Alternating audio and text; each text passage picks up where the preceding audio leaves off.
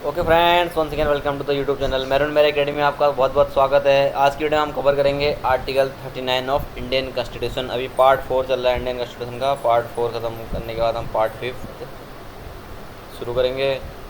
पहला sub clause है, certain principles of policy to be followed by state. State जब अपनी कानून बनाएगा तो उनको क्या क्या चीज़ों का ध्यान में रखना है। तो सब क्लॉज 1 बोला है, state shall in particular direct it's policy towards securing. State क्या सिक्योर करेगा?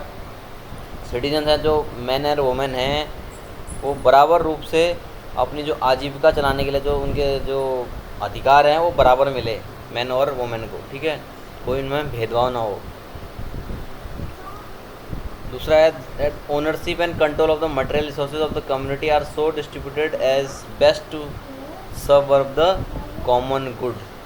यानी जो भी मटेरियल रिसोर्सेज हैं उनकी जो ओनरशिप है, उनका जो अधिकार है और उनके ऊपर जो कंट्रोल है वो बराबर डिस्ट्रीब्यूट होना चाहिए, ठीक है। बहुत ज़्यादा गैप नहीं होना चाहिए। ऐसा नहीं कि जो सारे मटेरियल रिसोर्सेज हैं वो एक ही बंदे को मिल गए और क्या है बाकी उससे वंचित रह गए, ऐसा नहीं है, ठीक है।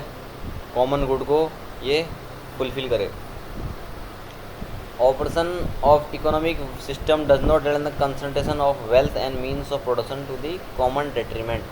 यानी वेल्थ का कंसंट्रेशन कुछ गिने चुने लोगों के पास ना रहे, ठीक है, और बाकी गरीब बिल्कुल गरीब रहे और बाकी अमीर बिल्कुल सारे वेल्थ अपने पास ही इकट्ठा कर ले। इसके लिए क्या है, इनकम टैक्स स्लैब जो मैंने बताया था पिछली वीडियो में भी, इनकम टैक्स स्लैब सिस्टम है।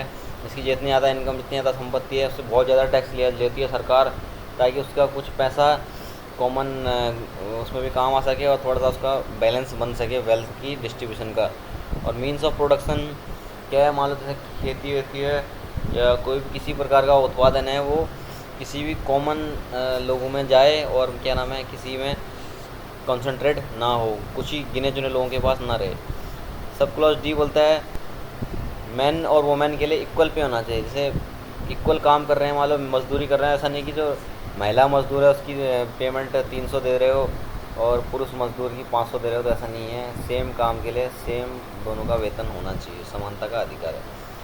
सब क्लॉज ई बोल रहा है health and strength of workers. जो वर्कर्स हैं, जो काम करने वाले लोग हैं, उनकी जो हेल्थ और जो उनकी जो स्वास्थ्य है और जो उनकी जो स्ट्रेंथ है मैन और वुमेन की, वो उसका ध्यान दिया जाए। उसके अलावा जो बच्चों की जो टेंडर एज है उसका अब्यूज़ ना हो, ठीक है, उसके साथ दुरुपयोग ना हो।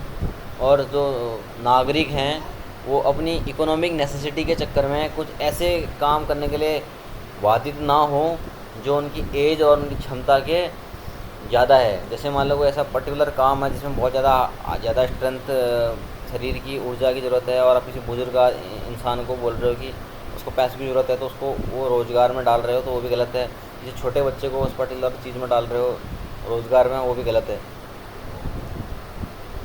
और 42nd अमेंडमेंट एक्ट 1976 से सब क्लॉज एफ ऐड किया गया। सब क्लॉज एफ क्या बोलता है, children are given even opportunities and facilities to develop in a healthy manner and in conditions of freedom and dignity and that childhood and youth are protected against exploitation and against moral and material abandonment. बच्चों के लिए क्या है, opportunities और facilities दी जाए healthy manner में। जैसे अभी ये मिड डे मील सिस्टम है, आंगनबाड़ी में जैसे प्ले वाला सिस्टम है कि छोटे बच्चों के लिए उनकी देख रेख की जाती है, उनके हेल्थ का ध्यान दिया जाता है, मेडिकल का ध्यान दिया जाता है, टाइम टाइम पे उनको पोलियो की बूथ, उनको पोलियो की ड्रॉप्स पिलाई जाती हैं, उनका ऑल राउंड डेवलपमेंट किया जाता है, ठीक है। इन सारी चीज़ों का जो डेवलपमेंट है वो स्टेट इंश्योर करेगी। यहाँ हमारी ये आर्टिकल ख़त्म होता है।